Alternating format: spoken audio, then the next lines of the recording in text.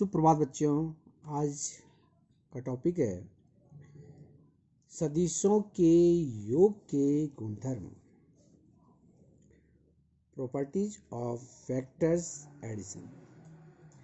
हम सदिशों के बारे में पढ़ चुके हैं कि सदिशों को व्यक्त करने के लिए परिमाण के साथ साथ दिशा की भी आवश्यकता होती है। साथ ही सदिशों को सदिश नियमों का पालन करना होता है। तो इनके आधार पर ये 3 नियम हैं: कर्म विनिमय का नियम, साचार्य का नियम और वितरण का नियम। इन नियमों का भी सदिशों को पालन करना होता है। तो सर्वप्रथम हम लेते हैं पहला नियम, कर्म विनिमय का नियम। ठीक है। कर्म विनिमय जैसा नाम से ही हमें विदित हो रहा है कि इसमें यदि हम वेक्टरों के कर्म को चेंज कर दें तो उसके योग में कोई अंतर नहीं आना चाहिए। तो यहाँ पर हमारे पास 2 वेक्टर हैं, वेक्टर ए और वेक्टर बी। इनको हमने आपस में जोड़ना है तो हम त्रिभुज विधि का यहाँ पर उपयोग करते हैं। तो सर्वप्रथम वेक्टर ए को खींचते हैं। वेक्टर ए के शीर्ष से वेक्टर बी के पुच्छ को मिलाते हुए वेक्टर बी को खींचते हैं और अंत में वेक्टर ए के पुच्छ को वेक्टर बी के शीर्ष से मिलाते हैं। ये हमारा परिणामी वेक्टर निकलता है, जिसका मान क्या होता है, इन दोनों वेक्टरों के योग के बराबर होता है वेक्टर आर बराबर vector A plus vector B. इसको हम लिख लेते हैं यहाँ पर वेक्टर आर बराबर vector A plus vector B. इस प्रकार से हमने जब वेक्टर ए को वेक्टर बी के साथ जोड़ा तो ये हमारे पास निकला है समीकरण नंबर 1। अब हम चाहते हैं कि वेक्टर बी को वेक्टर ए से जोड़ना है। अभी हमने वेक्टर ए को वेक्टर बी से जोड़ा, अब क्या करना, हमने वेक्टर बी को बी के साथ वेक्टर ए को जोड़ना है हमने। इसी प्रकार से हम लिख सकते हैं, यदि हम वेक्टर बी को सदिश वेक्टर ए से जोड़ते हैं तो इसमें पहले वेक्टर बी को खींचते हैं और फिर वेक्टर ए को खींचते हैं। तो ये हमारे पास चित्र में प्रदर्शित है। सर्वप्रथम क्या करेंगे, वेक्टर बी को खींचेंगे, क्योंकि वेक्टर बी के साथ हमने वेक्टर ए को जोड़ना है। तो वेक्टर बी को हमने पहले खींचना होगा, तो ये खींच दिया हमने। और वेक्टर बी के शीर्ष से वेक्टर ए की पुच्छ को मिलाते हुए वेक्टर ए को खींच लेते हैं और अंत में वेक्टर बी के पुच्छ से वेक्टर ए के शीर्ष को मिलाते हुए परिणामी वेक्टर को खींच लेते हैं। तो ये हमारा परिणामी वेक्टर निकल गया, vector R that is equal to vector B plus vector A. तो हम इस समीकरण लेते हैं, vector R that is equal to vector B plus vector A, समीकरण नंबर 2। हम देख रहे हैं समीकरण नंबर 1 और समीकरण 2 में देख रहे हैं लेफ्ट साइड बराबर है तो राइट साइड भी हम बराबर लिख लेंगे इसको समीकरण 1 और 2 से। तो vector A plus vector B that is equal to vector B plus vector A. तो यदि हम कर्म हमने चेंज कर दिया, यदि हम कर्म चेंज कर देते हैं तो उनके योग पर कोई अंतर, कोई प्रभाव नहीं पड़ता है। तो यहाँ पर हमने कर्म चेंज कर दिया है, पहले हमने वेक्टर ए को वेक्टर बी से जोड़ा, फिर वेक्टर बी को वेक्टर ए से जोड़ा, लेकिन इसका आंसर जो है क्या है, परिणामी जो निकला वो सेम निकला, एक जैसा निकला। तो हम कह सकते हैं, इस प्रकार हम कह सकते हैं कि वेक्टर ए को वेक्टर बी से जोड़े,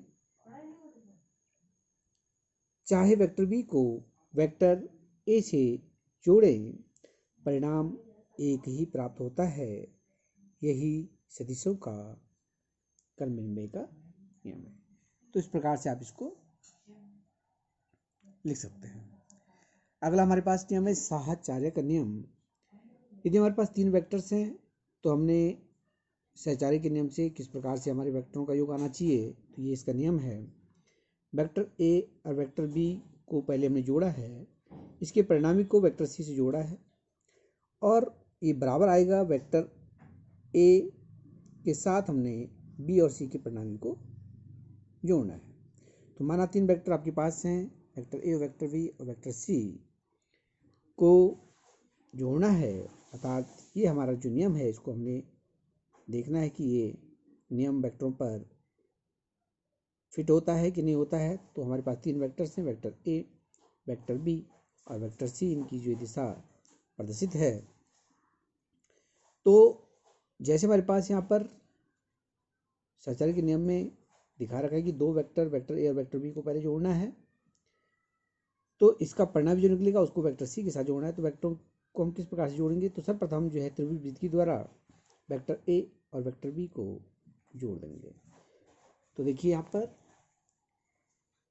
सर्वप्रथम वेक्टर ए और वेक्टर बी से जोड़ते हैं, तो यहाँ पर हमने वेक्टर ए खींच दिया है और त्रिभुज विधि का हमने यहाँ पे उपयोग करना है। तो वेक्टर ए के शीर्ष से वेक्टर बी के पुच्छ को जोड़ते हुए वेक्टर बी को खींच लेते हैं और इन दोनों वेक्टरों का परिणामी वेक्टर निकाल लेते हैं। तो ये हमारा वेक्टर R1 परिणामी वेक्टर मान लेते हैं इसको, बराबर vector A plus vector B. तो ये हमारा जो है परिणामी वेक्टर निकल जाता है। अब वेक्टर सी को हमने इसके साथ जोड़ना है, वेक्टर जो पड़ा R1 के साथ हमने क्या करना है, सी को जोड़ना है। तो हम यहाँ पर इसको जोड़ते हैं। तो वेक्टर सी के पुच्छ को वेक्टर R1 के शीर्ष से जोड़ देते हैं और अंत में वेक्टर ए के पुच्छ से या वेक्टर R1 के पुच्छ से वेक्टर सी के शीर्ष को जोड़ जाता है और हमारा अंत में परिणामी वेक्टर R बराबर R1 प्लस सी प्राप्त होता है। ठीक है, तो इस प्रकार से हमारे पास परिणामी vector R that is equal to vector A plus vector B plus C, ये हमको प्राप्त होता है। अब हमने क्या करना है, जो हमारे पास सहचार्य का नियम है, पहले हमने वेक्टर बी और वेक्टर सी को जोड़ के उसका परिणामी ज्ञात करना है और उसके साथ हमने वेक्टर ए को जोड़ना है। तो इस प्रकार से हम इसको जोड़ सकते हैं। सर्वप्रथम वेक्टर बी को हमने खींचा, वेक्टर बी के शीर्ष से वेक्टर सी को जोड़ते हुए वेक्टर बी के शीर्ष से वेक्टर सी के पुच्छ को जोड़ते हुए वेक्टर सी को हमने जोड़ा त्रिभुज से। तो हमारे यहाँ पे परिणामी वेक्टर प्राप्त हुआ R2 बराबर vector B plus vector C. अब हमने इस वेक्टर को वेक्टर ए से जोड़ना है। तो इस प्रकार से वेक्टर ए को जो है, जो परिणामी वेक्टर आपके पास है R2, उसके साथ वेक्टर ए के शीर्ष को जोड़ देते हैं। वेक्टर R2 के पुच्छ से वेक्टर ए के शीर्ष को जोड़ देते हैं और अंत में वेक्टर ए और वेक्टर R2 को जोड़ देते हैं। तो ये हमारा परिणामी वेक्टर प्राप्त होता है R बराबर vector A plus vector B plus vector C. तो इस प्रकार से R बराबर वेक्टर P प्लस सी कोष्ठ में प्लस ए हमको प्राप्त होता है। और हम देखते हैं यहाँ पर ये दोनों जो परिणामी इनका आपस में है ये समान आएगा, ये बराबर आएगा।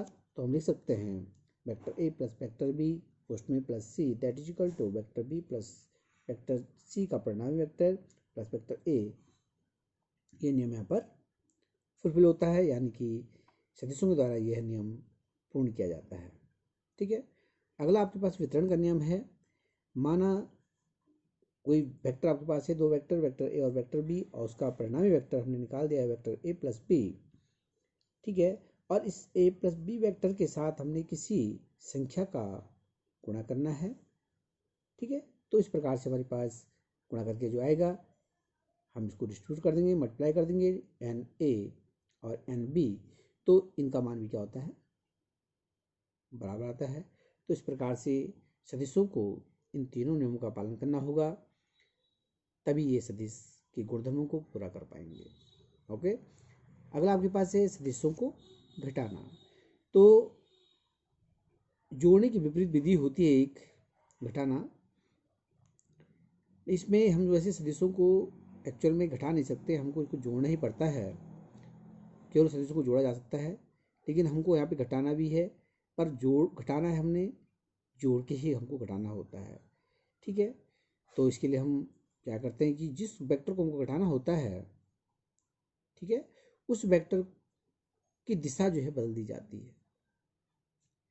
हमको जोड़ना ही पड़ेगा, लेकिन जिसको हमको वेक्टर को हमको घटाना होगा उसकी दिशा को बदल करके, विपरीत करके हम उसे जो दूसरा सदिश है उसके साथ उसको जोड़ देंगे। तो ये आपकी घटाने की विधि होती है, सदिशों को घटाना होता है। तो देखिए यहाँ पर समझ लेते हैं, माना वेक्टर ए और वेक्टर बी दो सदिश है। जोड़ने के नियम में सर्वप्रथम वेक्टर ए को खींचते हैं और वेक्टर बी के पूछ को वेक्टर ए के शीर्ष से जोड़ते हैं। ठीक है, या क्रम विनिमय नियम के अनुसार भी हम इसको जोड़ सकते हैं। ठीक, तो इस प्रकार से हमारे पास वेक्टर ए है और ये वेक्टर बी है। तो ये हमने जो है जोड़ विधि के द्वारा इसको हमने जोड़ दिया है, इसका मान निकल गया है परिणामी वेक्टर। अब हमने क्या करना है कि वेक्टर बी को वेक्टर ए से घटाना है। वेक्टर बी को वेक्टर ए से हमको घटाना है। तो जैसे मैंने आपको बताया कि यदि हमको घटाना है वेक्टर बी को वेक्टर ए से, तो वेक्टर बी की दिशा परिवर्तित हो जाती है, इसकी दिशा जो है विपरीत हो जाती है। ये ऊपर की तरफ दिखा रखा है जोड़ते समय, तो इसकी दिशा जो है नीचे की तरफ होगी।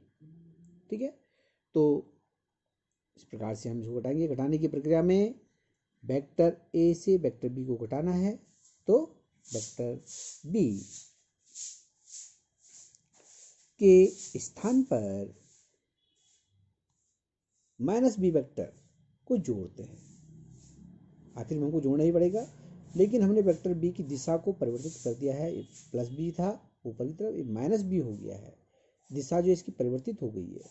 ठीक है, ऋण चिन्ह का अर्थ है कि जो वेक्टर आपके पास बी है उसका परिमाण में कोई परिवर्तन नहीं होता है, परंतु उसकी दिशा बदल जाती है।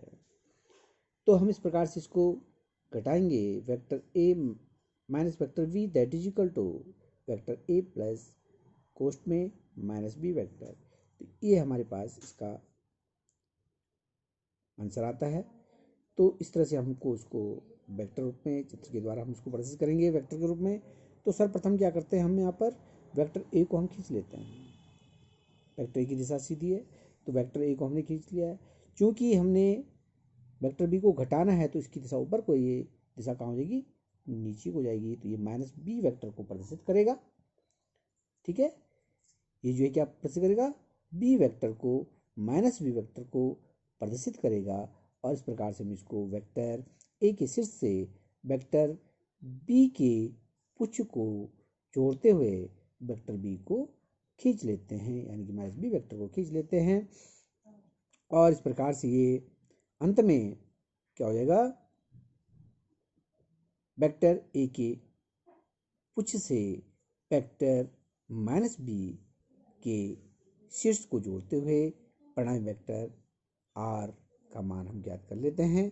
ये मान जो है कितना आता है, vector R that is equal to vector A plus कोष्ठ में माइनस बी वेक्टर। तो ये यहाँ पर वेक्टरों को हम या सदिशों को घटाने की तरीका है कि सदिशों को किस प्रकार से घटाया जा सकता है। इसी प्रकार से आप इन नियमों को जो है ध्यान से पढ़िए, याद कीजिए और बार बार प्रैक्टिस करते रहिए। क्योंकि यदि आप इसको रिवाइज नहीं करेंगे, जितने भी चैप्टर में पढ़ाए हैं, यदि आप रिवाइज नहीं करेंगे तो आप भूल जाएंगे, आपके सर पे जो है बोझ ज़्यादा बढ़ जाएगा। तो आपने बोझ कम करने के लिए, सर पे बोझ कम करने के लिए आपको बार बार जो इसका रिवीजन करते रहना है। ठीक है, जिससे आप उसको भूलेंगे नहीं और आगे की जो प्रश्नावली होगी वो भी आपके अच्छे समझ में आएगी। ओके।